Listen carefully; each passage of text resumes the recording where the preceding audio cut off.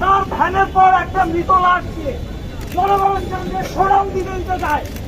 তুই যদি আমার প্রতিবাদ করিস তাহলে তোর মুখে মেরে সেই রাষ্ট্রের কোনো দরকার নাই, কোন আপনারা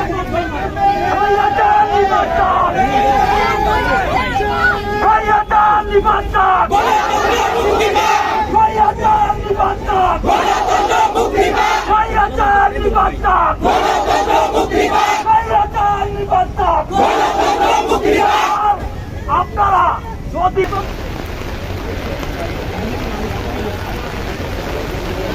আমরা সকলকে এই লড়াইয়ে থাকার আহ্বান করছি।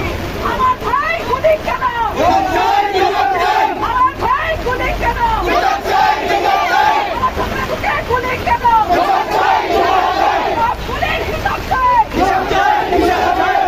গুলির হিসাব চাই,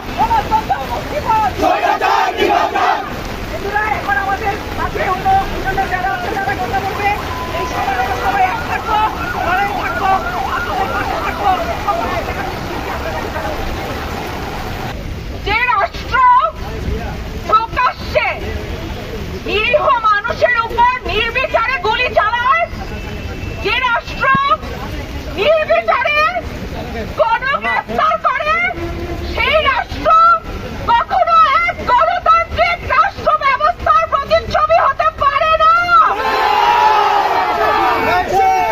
গায়ে লাগায় নাও, এটা থামবে না।